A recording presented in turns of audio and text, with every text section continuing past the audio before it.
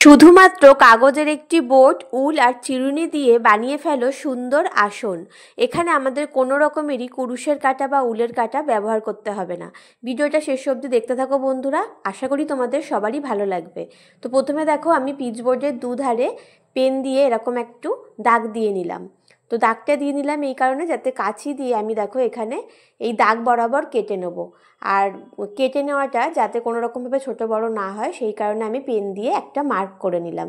এই অনুযায়ী দেখো আমি কাঁচি দিয়ে ঠিক এইভাবে দুধারে কেটে নিয়েছি। তোমরা একটু মন দিয়ে দেখো, দেখবে খুব সহজ, খুব সহজে এটা করে নেওয়া যায়। এরপরে দুরকম উল আমি এখানে ব্যবহার করেছি, সাদা আর লাল। তো দেখো এবারে আমি লাল উলটা পেছন সাইডটাতে এখানে যে আমি বোর্ডটা নিয়েছি তার নিচটা এইভাবে ধরে নিলাম। আর এখানে যে কাঁচি দিয়ে আমি কেটে নিয়েছি সেই কাটা অংশগুলোতে দেখো এইভাবে ঢুকিয়ে নিয়ে উলটা আমি টেনে টেনে এইভাবে অ্যারেঞ্জ করে নিচ্ছি। দেখো একটা ঘাট থেকে ঢুকিয়ে আবার উপর দিকে টেনে নিয়ে টাইট করে উপরের যে কেটে রেখেছি কাঁচি দিয়ে ঘাটগুলো তার ভেতর দিয়ে দিয়ে কিন্তু এইভাবে ঘুরিয়ে ঘুরিয়ে পুরোটা করে নিতে হবে। কোনো রকমের কিন্তু উলের কাঁটা বা কুরুশ কাটার যদি কাজ কেউ নাও জেনে থাকো তারাও কিন্তু এইভাবে সুন্দর উলের আসন কিন্তু বানিয়ে নিতে পারবে। আমরা অনেকেই কিন্তু কুরুশ দিয়ে উল বোনা বা উলের কাঁটা দিয়ে উল বুনতে পারি না। তো সেই ক্ষেত্রে কিন্তু তোমরা খুব সুন্দর করে এইভাবে কিন্তু উলের আসন বানিয়ে নিতে পারবে। দেখে মনে হবে তোমরা উলের কাঁটা বা কুরুশ কাঁটা দিয়েই বানিয়েছো। এরপরে দেখো কি করব, আমি এখানে সূচের শেষ প্রান্তে এরকম উল দিয়ে একখানা গিট বেঁধে নিয়েছি, উলটা ঢুকিয়ে নিয়ে তারপরে এটা একটা ঘর বাদ দিয়ে একটা ঘর এইভাবে ঢুকিয়ে নিয়ে সমান করে টেনে নিতে হবে। দেখো আমি ঠিক যেভাবে করছি একটা ঘর বাদ দিয়ে একটা ঘর এরমভাবে টেনে নিতে হবে ঢুকিয়ে। তো এইভাবে করে নেওয়ার পরে এখানে আমাদের চিরুনির কাজটা হচ্ছে, চিরুনি দিয়ে আমরা এইভাবে সোজা করে টেনে নেবো। দেখো এটা সুন্দর করে সেট হয়ে যাবে। দেখো প্রত্যেকবারই আমরা এরকমভাবে উলটা সূচের মাধ্যমে ঢুকিয়ে নেবো একটা ঘর বাদ দিয়ে দিয়ে এবং চিরুনি দিয়ে ভালো করে টেনে নেবো, তাহলে কিন্তু খুব সুন্দর করে এটা অ্যারেঞ্জ হয়ে যাবে।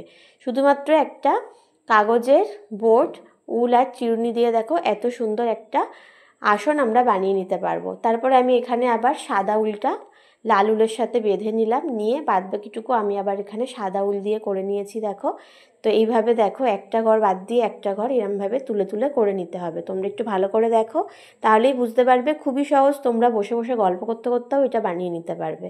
তো দেখো চিরুনি দিয়ে আমি এখানে ভালো করে সেট করে নিলাম টেনে টেনে। পুরোটা আমি এইভাবেই করে নিয়েছি। এবার কি করতে হবে দেখো, আমাদের পিছনে এখানে যে মানে আমি এখানে যে কাগজের বোর্ডটা নিয়েছি তার পিছনে যে এখানে লম্বা করে যে উলের অংশগুলো গেছে সেটা কিন্তু মাঝখান থেকে ভালো করে এইভাবে কেটে নিতে হবে।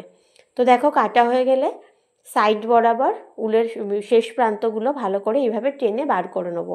খুব সাবধানে এই কাজটা করবে, বেশি কিন্তু যদি আমরা টানাটানি করে ফেলি এটা নষ্ট হয়ে যেতে পারে, তো একটুখানি সাবধানে করবে। তারপর দেখো এই আমাদের কাগজের বোর্ডটা থেকে আসনটা খুব সুন্দর করে উঠে আসবে।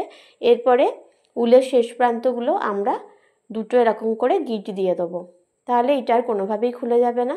তো দেখো দুদিকেই আমি ভালো করে এইভাবে দুটো মুখ ধরে ধরে গিট দিয়ে নিয়েছি। বাদবাকি অংশগুলো আমি একটুখানি কেটে ছোট করে নেবো উলের। তো দেখো কত সুন্দর আসন তৈরি হয়ে গেল বন্ধুরা, তোমরা কিন্তু এইভাবে করে নিতে পারো, খুবই সুন্দর লাগে দেখতে এবং খুব সামান্য সময়ের মধ্যে এটা হয়ে যায়। তো তোমরা এখানে দেখো ঠাকুরের ছবি রাখার জন্য এরকম কিন্তু ব্যবহার করতে পারো, ছোট্ট ছোট্ট আসন ঠাকুর ঘরে কিন্তু বানিয়ে নিতে পারো, খুব ভালো লাগবে দেখতে, নিজের হাতে তৈরি, খুবই ভালো লাগে।